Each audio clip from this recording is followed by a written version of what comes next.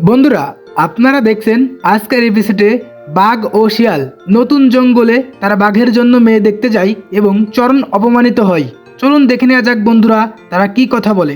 মামা, নতুন জঙ্গলে এসে তোমার জন্য মেয়ে দেখতে যে আজকে মান সম্মানটা পুরো মাটির সঙ্গে মিশে গেছে। মেয়ে পক্ষ থেকে যে অপমানটাই না করলো মামা, ভোলার মতো না। শিয়ালের কথা শুনে বাঘ বলল, আগ্নে, এত বড় অপমান আমি মেনেই নিতে পারছি না। এই অপমানের কথা আমি কোনোদিন ভুলবো না। মামা, এই অপমানের প্রতিশোধ আমাদের নিতেই হবে। তার আগে আমাদের এই জঙ্গলের রাজা হতে হবে। জঙ্গলের যখন তুমি রাজা হবা, আমি তারপরে মন্ত্রী হলে, তখন এই জঙ্গল আমাদের রাজত্বে থাকবে। হ্যাঁ ভাগ্নে, তুই ঠিক বলেছিস। একবার এই জঙ্গলের রাজা হতে পারলে তারপরে আমাদের সাধ্য হাসিল করে নেব। কি বলিস ভাগ্নে? মামা, এতদিন পর একটা মনের কথা বলেছো তুমি। ভাগ্নে, শরীরটা ম্যাচ ম্যাচ করছে, এইখানে একটু বিশ্রাম নিয়ে নি। তারপর বাঘ ও শিয়ালের কথা শেষ করে জঙ্গলের মধ্যে তারা বিশ্রাম নিচ্ছিল। ঘন জঙ্গলের মধ্য থেকে একটি বানর আসে। তারপর বাঘ ও শিয়ালকে দেখে বানরে বলে, ওই তো বাঘ আর শিয়ালকে দেখা যায়। বাঘ আর শিয়ালকে যে বলতে হবে যে গুডরাজ ডাকছে। অনেক খোঁজাখুঁজির পর বাঘ আর শিয়ালকে পেয়েই গেলাম। যাই এবার নিচে নেমে দেখি। এই যে বাঘ ও শিয়াল ভাই, তোমাদের গুড্ডু ভাই ডাকছে, আমার সাথে তোমাদের যেতে বলছে। কি রে ভাগ্নে, এ কি বলে? গুড্ডু রাজা আবার কে? বাঘ মামা, গুড্ডু ভাই হলো আমাদের এই জঙ্গলের বড় ভাই। কি বড় ভাই? মামা, তুমি শান্ত হও, আমি দেখছি কি করা যায়। আবার এমনও তো হতে পারে গুড্ডু ভাইয়ের সাথে দেখা হলে আমাদের এক ঢিলে দুই পাখি মারা হয়ে গেল মামা।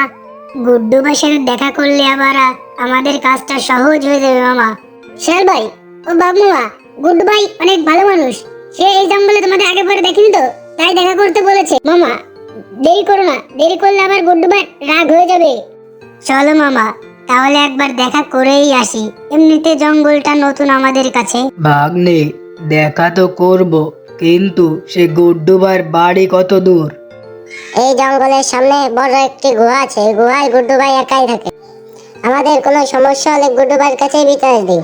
বাঘ মামা ও শিয়াল ভাই, তোমরা তাড়াতাড়ি চলো, অনেক দেরি হয়ে যাচ্ছে। তারপর শিয়াল একটি বুদ্ধি বের করলো। মামা চলো একবার দেখা করেই আসি। এই জঙ্গলের সবাই গুড্ডু রাজকে মানে, যদি গুড্ডু রাজকে রাজি করাতে পারি এক দিলে দুই পাখি মারা হবে। ঠিক আছে ভাগ্নে, তাহলে যাওয়া যাক, কিন্তু দেখিস আবার রাজা হওয়ার জন্য হাত ছাড়া না হয়। তাহলে বানর ভাই চলো আমরা যাই। তারপর বানরটি বাঘ ও শিয়ালকে নিয়ে গুড্ডু রাজের সঙ্গে দেখা করানোর জন্য নিয়ে যায়। জঙ্গলের সকল প্রাণী গুড্ডু ভাইয়ের কাছে বাঘ ও শিয়ালের জন্য অপেক্ষা করতেছিল। তখন গুড্ডুরাজ বলল, ব্যাপার কি, বানরকে পাঠালাম বাঘ ও শিয়ালকে ডেকে আনতে, এত দেরি হচ্ছে কেন? কোনো ঝামেলাই পড়লো না তো, বিষয়টা দেখতে হয়। তখন ওপাশ থেকে খরগোশ বলছিল, কি জানি বাবা কি হয়েছে। ওই তো বাঘ আর শিয়ালকে দেখা যায়।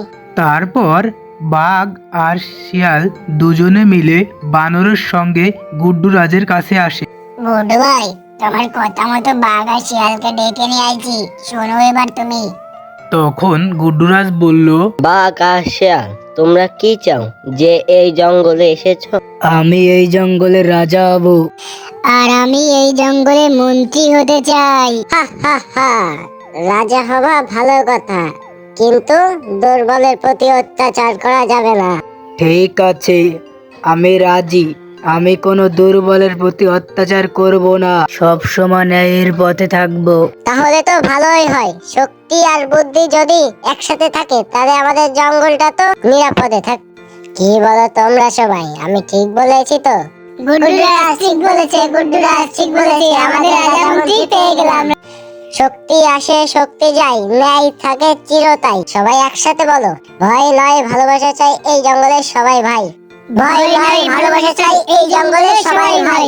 ন্যায় যদি সাথে থাকে, শাস্তি আসে প্রতিটি পথে।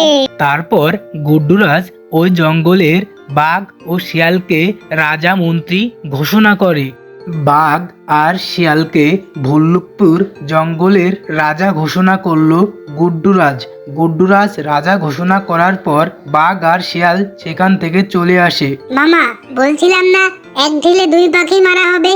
এখন তো আমরা রাজা মন্ত্রী হয়েই গেলাম। ভাগ্নে, এই জঙ্গল এখন আমাদের রাজত্বে। এই জঙ্গলে আমরা যা বলবো এখন তাই হবে।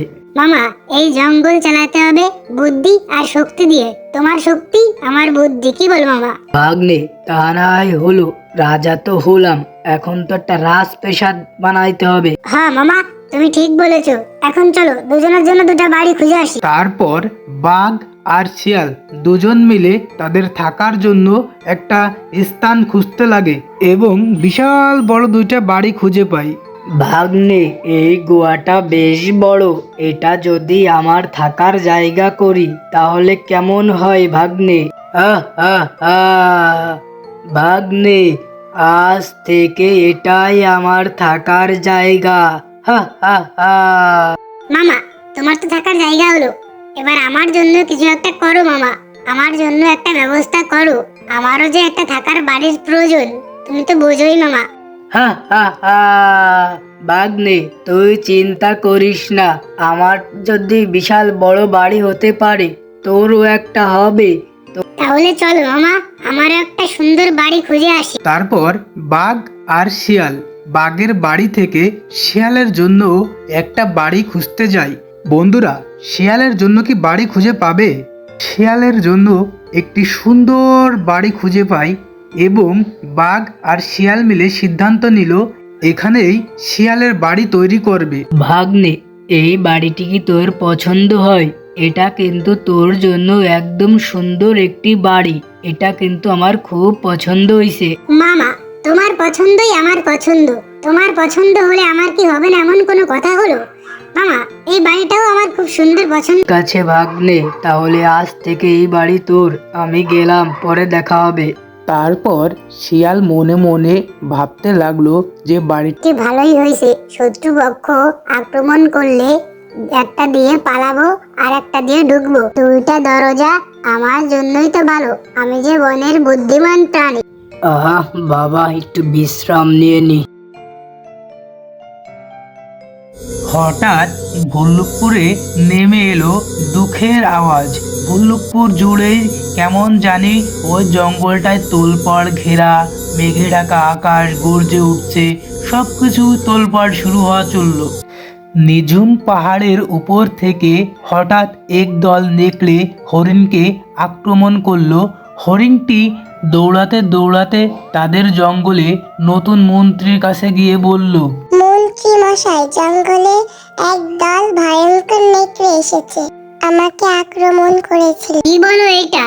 বিষয়টা তো খুবই ভয়ঙ্কর হরিণ মশাই, তাহলে তো দেখতে কিছু একটা করেন মন্ত্রী মশাই, রাজা মশাইকে খবর দিন, না হয়তো আমরা সবাই মারা পড়বো। বাবু, চিন্তা করো না তো, আমি তো আছি নাকি? রাজা মশাইকে বিষয়টা আগে তো জানানো যাবে না, তুমি এখন যাও, আমি বিষয়টা পরে দেখবানি। তারপর হরিণটি মন খারাপ করে মন্ত্রী মশাইয়ের কাছ থেকে চলে যায় এবং মনে মনে ভাবতে থাকে মন্ত্রী কি দে কিছু হবে না, রাজা মশাইয়ের কাছে যাওয়া দরকার। আমি হলাম মন্ত্রী, আমি যা বলবো জঙ্গলে তাই হবে। যাই একটু রেস্ট নিয়ে নি, পরে বাবা যাবে যা হবে। হরিণটি আস্তে আস্তে ক্লান্ত শরীর নিয়ে রাজা মশাইয়ের কাছে আসে এবং বিস্তারিত সবকিছু খুলে বলে। চলুন বন্ধুরা, আমরা দেখতে থাকি হরিণটি রাজা মশাইয়ের কাছে কি বলে। রাজা মশাই কি বাড়ি আছেন? হ্যাঁ হরিণ ভাই, কি হয়েছে বলো তো, হাঁপাচ্ছ কেন তুমি এরকম? রাজামশাই, জঙ্গলে ভয়ঙ্কর এক দল নেকড়ে এসেছে, আমাকে আক্রমণ করেছিল। আমি মন্ত্রীর কাছে গিয়েছিলাম, কিন্তু সে কিছুই করতে পারলো না। আমি এই বিষয়টা তাকে বললাম, কিন্তু সে বলল রাজামশাইকে জানাতে হবে না। কি? এত বড় সাহস মন্ত্রীর? মন্ত্রী এই কথা বলেছে? মন্ত্রীকে আজ দেখেই নেব। মন্ত্রী কোথায় তুমি কি জানো? আর মন্ত্রীর সাথে দেখা হলে? তখন মন্ত্রী বাড়িই ছিল। যাই, রাজামশাইয়ের সঙ্গে একটু দেখা করে আসি। তারপর মন্ত্রী তার নিজ বাড়ি থেকে রাজার বাড়ির উদ্দেশ্যে বাড়ি থেকে বের হয় এবং সে কুটি কুটি পায়ে রাজার বাড়ি চলে যায়। ওরে বাবা, রাজা মশাই এত রাগান্বিত হবে এরকম তাকিয়ে রয়েছে কেন? হরিণ কি কিছু আবার এসে বললো নাকি রাজা মশাইকে? কি ব্যাপার রাজামশাই, আপনি এত রাগান্বিত হবে আমার দিকে তাকিয়ে আছেন যে? কোনো সমস্যা, কিছু একটা হয়েছে? হ্যালো। মন্ত্রী, জঙ্গলে একদল নেকড়ে ঢুকেছে। হরিণ ভাই তোমাকে বলার পরও তুমি আমাকে বলনি কেন? রাজা মশাই, সবসময় শক্তি দিয়ে সব কাজ চলে না, তাই ভাবলাম একটু বুদ্ধিও দরকার। আমি জঙ্গলের রাজা, আমি সব খবর সবার পেছনে পাই কেন? আগে তুমি এটা বলো, তুমি জঙ্গলের সঠিক খবর রাখতে পারছো না? রাজা মশাই কি বলেন? আমি তো জঙ্গলের সকল খবরই রাখি। আর এই যে হরিণ ভাই আমাকে যে খবরটা দিল, আমি তো ওই খবরটা দেওয়ার জন্যই আপনার কাছে আসছিলাম। ঠিক আছে ঠিক আছে, আমাকে আর বলতে হবে না, আমার সবকিছু বোঝা হয়ে গেছে। তখন শিয়াল বলল, রাজা মশাই, জঙ্গলে ভয়ঙ্কর একদল নেকড়ে ঢুকেছে। আপনি যদি আদেশ করেন জঙ্গলে সবাইকে খবরটা দিয়ে আসি। রাজা মশাই, আপনি কিছু একটা করেন, আমাদের জঙ্গলের সব প্রাণীরা তো ভয়ে আছে। এই জঙ্গলে যদি নেকড়ে আসে আমরা কই যাব? হরিণ, তুমি চিন্তা করো না, তুমি এখন বাড়ি ফিরে যাও, যা হবে আমি একাই দেখে নিব। রাজা মশাই, আমরা নেকড়েদের সঙ্গে পেরে উঠবো না, আপনি জঙ্গলে যুদ্ধ ঘোষণা। তারপর হরিণ রাজামশার থেকে বাড়ি চলে যায় এবং রাজামশাই তখন ভাবতে থাকে, হ্যালো বন্ধুরা, আপনারা দেখছেন আমাদের অ্যানিমেশন ভিডিও। আমাদের অ্যানিমেশন কার্টুন ভিডিও যদি আপনাদের ভালো লাগে তাহলে একটা লাইক, একটা সাবস্ক্রাইব এবং বেল আইকন বাটনটি ক্লিক করুন। ধন্যবাদ। ভালো থাকবেন, সুস্থ থাকবেন। আল্লাহ হাফিজ।